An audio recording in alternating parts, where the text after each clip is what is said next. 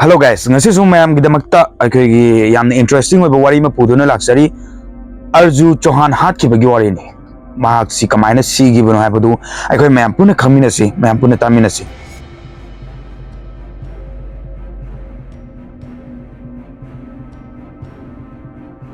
mayam kanagumba amada thajaba haibasa arahanba thabak natti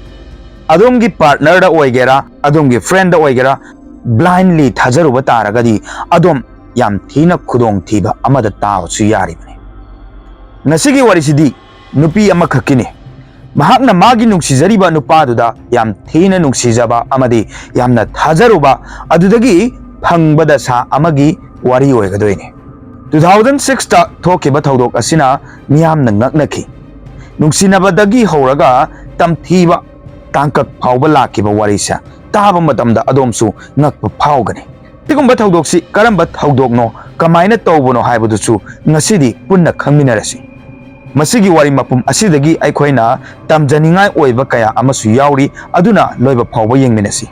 warisi Northwest District Delhi gi model town gi manungda leiba Arju Chauhan Kaubi nupi amakhakki wari ni thawdok thokpa matam haibadi 2016 da mahaki chahi si 21 muk suramlani महाक Delhi university की Laxmibai college ता Hindi honours तौदुना final year की student ओइरमे पुंग मापन मुक ताबा अदुदा महाक नुंगती की कॉलेज लागलमे लोइरबा मतुंगदा अमुक मयमदा हलमे नुंगती की तौबगुम 2016 की 2 फेब्रुआरी दसु महाक युमदगी कॉलेज रोम दा थोकलकी महाक की फैमिली सु काइमता खलुबा तौदना मसा मसा की थबक तौनरमे अदुबो नुंगथिल वायरम यौसलकपदा खरदी मथा साबा होरमे मरमदी अर्जुन कॉलेज हलकपगी टाइमिंग सी हेलमनी अदु फावबदा हलअमदे सुम थेंगजलकपदुदा अर्जुगी ममा मपाना अर्जुगी फ्रेंड खरदा कॉल तौदुना हंगी पाउ लौननबा होनै अदुबु मखोइनदी महाकी मरमदा कैमते खंगदे हाइदुना हाइरमे हेन थेंगजलकपदगी मागी ममा मपाना खंगना चानाबा खरदा अमुक हंगी लोइनना मखोइनसु अर्जु थीबदा मतेंग पांगनबा हाइरमे असुमना मखोय खरा पुल्लदुना अर्जु थीबा होरमे अदुबु नुंगथांगदुमा थीबा हुंबा तौरबसु अर्जुगी मरमदा कैमता खंगबा ngamnabdi amadi अर्जुसु युमदा हलक्ति मथंगी अयुक्ता हाइबदी 3 फेब्रुआरी 2016 दा अर्जुगी मामा मप्पा लक्ष्मीबाई कॉलेज ता चत्तुना अर्जुगी मरमदा हंगलमे हंगलुबा मतमदा ममांगदसु मखोयना खल्लुबदा वफम अमा खंगबा ngamki अर्जुगी मरुप खरा अमदी कॉलेज के रिकॉर्ड की मतुंग इन्ना खंगबा ngamki मरमदी अर्जु से कॉलेज ती अदुमक लाई अदुबु महाक पुंग मापनदगिना 10 फावबगी मनुंगदा तौबा क्लास अमा खक्ता यावरगा अदुमक चतकी अदुगा पुंग अमदगिना पुंग अनि फावबा तौबा क्लास अममुक यावबा लाई हाइबा अदुमाइना खंगलकी मागी ममा मपागी ओइनदी असेंगबा वारिदु ताबा मतमदा ngakpa खरा फावरमी अदुबु अचुंबा अदुदी कना अमतना लाले हाइबा ngamloi कॉलेज तगी अमुक अर्जुगी फ्रेंड खरसु उनै मखोइना खंगबददी अर्जु सि पुंग मापनदगिना 10 फावबगी क्लास तु यावरमले हायरगा कॉलेज तगी थोकी अदुगा मफमदुदा अर्जुबु लौबु लाकपा अमसु लाएना हाय वफम मसिगी मतंगदा हेना हंजिनबा मतमदा अर्जुगी क्लोज फ्रेंड खरना हायबदा अर्जुना मरक मरकते नुपादुगी मरमदा मखोइदा तम्मीना हाय अर्जुना मखोइदा महाक नुपा असिदा लुहोंगदुइनीना हायनासु हायरमी वफम मसि खंगबदगिदी मॉडल टाउन पुलिस तसु लागलमी पुलिस पाव फंगलबा तुंगदा कॉलेज ता लाखी इहान हाना मकोई सीसीटीवी फुटेज फाक्तुने येंगी 2 फेब्रुआरी की सीसीटीवी फुटेज चेक तौबदा कॉलेज संगलम लगा अर्जुगी नुपा अमगा कार अमदा चतकी हायबा खंगी अर्जुगी ममा मपाना नुपा से नवीन खेत्री हारगा खंगनै महाक अर्जुगी युमथंगनबदा लैबा मिसक अमनी हौजिक महाकपो पुलिस न थीबा हुंबा चथरमी अर्जुगा नवीनगसी लाइकाय अमतदा लैमिनबनी हायबा याय असुमना लैमिनरबनिना मकोय अनि सु थेंगनकी असुमना सुम थेंगनबदगिदी मरुप अमा ओनकी सुम मतम हौखिबना मरुप अमा ओइरंबदुसु नुंगसिबदा ओनकी मखोय अनिमक हिंगमिनबदा लैमिनबदा सिमिनबदा वासक कया अमा सकनखिबनी लोइनना याम थुनसु लुहोंगनी हायदना वासकनखरबनी अमदी मखोय मखोयगी फैमिली दसु वाफमसि हायनबा खनखरबनी मखोयना खनबदा मखोयगी वाफमदो फैमिली अनिना याम लाइना यारकनी हायना खनबनी अदुबु खनजबगा ओइरपगदी याम थीना तायमनरखी अर्जुगी फैमिली दी खरा सावरब मतुंगदा मखोयगी रिलेशनशिप तुदा यारकलमी अदुबु नवीन की फैमिली दी मखोय अनिगी मरिदु याम लाइना खदोकलमी पुलिस न थिजनबदा खंगदब खरा सुथोगलकी नवीन ना जात कम्युनिटी दा चिल्ली अदुगा अर्जुना राजपूत कम्युनिटी दा नवीन की ममा मपानदी नवीन ओइना जाट कम्युनिटी की ओइबा नुपी पाम्बनी सिखंग नतना नवीन की फैमिली ना नवीन दा आरजू गसु अमुक हन्ना उनबा यारोय हाइदुना थिंगलम राजपूत हारिसिना जाट तगिदी चावबा हेली नवीन दी ममा मपाना हाइबदा लौरमी आरजू गा उनबा वरी वताई सानबा लेपलमी अदुबु असुमना मतम सांगनदी चथबा ngamlamdi मखोय अनिमक मखोय मखोय की फैमिली खंगहंदना लोन उननबा तौरमी असुमना मखोय अनिदी उनबदी लेपते उनै अदुबु नवीन की फैमिली नदी नवीन की दमकता नुपी अमा कन्ना थिरमे मतम खरगी मतुंगदा मखोयना पांबा नुपी फंगबदगी नवीन गा नुपीदुगा लुहोंगनबसु तौखी वापुंबा लोचनरब मतुंगदा 4 फेब्रुआरी 2016 दा लुहोंगलनी हाइनसु लेपकी मागी लुहोंगबगी पाउदी तारे अदुबु आजुगा नवीन गदी फोन दा अदुमक पाउ फाउनबा लेपनरमदे उनबसु लेपलमदे अदुना पुलिस नसु नवीन बुसु सस्पेक्ट नि खंदुना महाको फंगनबा थिरमे पुलिस ना नवीन की फोन बु ट्रेस तौनबा तौई अदुबु मागी मोबाइल दा स्विच ऑफ लेके महाकी लास्ट लोकेशन मयुम दा अदुमक ओय पुलिस ना नवीन की युम दा चत्तुना येंगो मतमददी नवीन गिदी 4 फेब्रुआरी दा अदुमक लुहोंगख्रे हाइबा खंग अदुगा महाकी हनीमून की दमकता मागी नुपीगा मपालम दा चटपदा ngairami पुलिसु मतम मंगनदना एयरपोर्ट ता लाखे असुमना नवीन अमदी मागी नुपी बुसु फारमी एयरपोर्ट की नवीन बुसु स्टेशन दा पुरखी लोइनना आरजू की मरमदगी वहंग पाहुंग चथबा होखी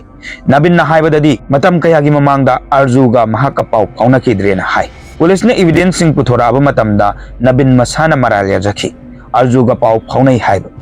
2 फेब्रुआरी दुसु महाक आरजू गा उनै अदुबु नेहाकी मतुंगदा मरक्ता कारदगी कुमथादुना मादी चटख्रबनी ना हाइ पुलिस ती महाकना हाइरिबा वादु पांगना थाजबा ngamखिदि अदुबु पावर सिजनदुना अमुक हेना हंगजिले पुलिस ना कन्ना तकछलकपा मरमना नवीन सु ओइदबा ngangbदु लेपख्रे महाकना तपना तपना ताबदा ngakadaba अरोनबा कया अमा हाइदोरखि महाकना हाइबदा महाक मागी फैमिली ना सु याबा मसाना सु पामदबा नुपी खंदुना लुहोंगबा पामी अदुबु आर्जुनदी अदुगी वाफमदु यानिंगलमदि लोइनना महाकना नवीनदा लुहोंगनबगी दमकता अदुमक तकसिलमे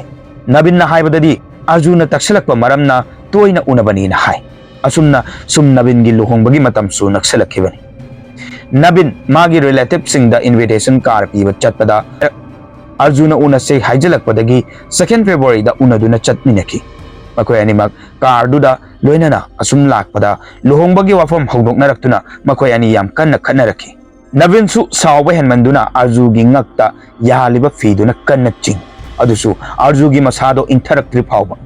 हौजिक आर्जुबु हाटलबा तुंगदा महाकी हक्चांगदो कदाइदा फुमजनदुइनो हाइबसु खंगलमदि अदुना महाक ngahaktang mafamduda lepaga lei ngahak khallaba tungda asibadu कारदा हपचंदुना मी लेतबा मफम अमदा थौरखि लोइनना असिबदु मै थानबा तौखि अदुबु असिबदु याम लाइना तुमु यादबना पुलिसना फारकद्रा हाइना कीजबा पोगलखि अदुना अमुक हन्ना असिबदु कार मनिंगदा हपचली कीरिंगै मरक्तुदा अमुक मागी कार्टुसु रिलेटिव सिंगदा पीबा चलमखि कार्ड खरा अमुक पिरमलगा असिबा अदुबुसु अमुक कुमनबा हाइदना होटनरम अमुकसु कमाइना फुमगनी हाइबा खंगलक्तबदगिदी असिबदु महाकी मयुम मनाक्ता लोलगे हाइना खनखि अदुमना सुतोखि नुमितदा महाक अयुक्की पुंग 5 ताबा अद्वाइदा हलखि मतोमदना पुरकपा हाइबदुसु अराइबा ओरमदे अदुना मनाक नकपदा लैबा अंगांग अमदा पैसा पीदुना mateंग पांगहले असुमना हक्चांग अदुबु रूम अमदा लोटुना थमखि अदुसु लुहोंगलगा मागी नुपी अमगा लैगदौरिबा का अदुदा 3 फेब्रुआरी दा नवीनना हक्चांग अदु का अदुदा पुसंदुना लोले मी कना अमतदा खंगनदनबा हाइनसु परफ्यूम लेप्तना चाइरमी अदुबु इमुंग मनुंगनदी नवीन सि लुहोंगदौरेना हराउबगी चाइरिबोयना निंगलमनी अर्जुगी हक्चांगदी युम मदुदा तारगा लैरे युमगी मीना सिनबगी मतुंग इन्नदी 4 फेब्रुआरी दा लुहोंगले मागी ममा मपाना पांबा नुपीदुगा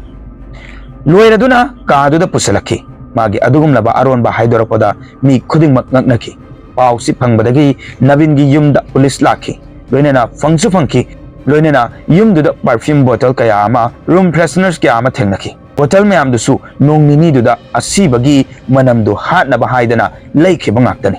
पुमनमक्सि खंगनबा मतुंगददी नवीनबु अरेस्ट तौरे सिखंगनतना पुलिसना मागी फैमिली दुबुसु स्टेशन दा पुकलखि थवंगसिंगसि खंगद्रिङै ममांगदगी नवीनगी ममा मपादी थीबा खंगखिदि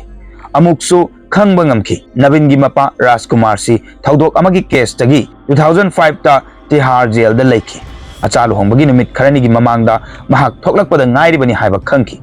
केस असिबुसु क्राइम ब्रांच ता खुसिनकी केस असिगी अरोन खंबगी मतुंगिना अमुक वफम अमना ngakhanki arju si BA final year gi student ni aduga nupa navin sina 10 pass ni masi oiba taraga su nupa macha sina arju bu magi langda tholamki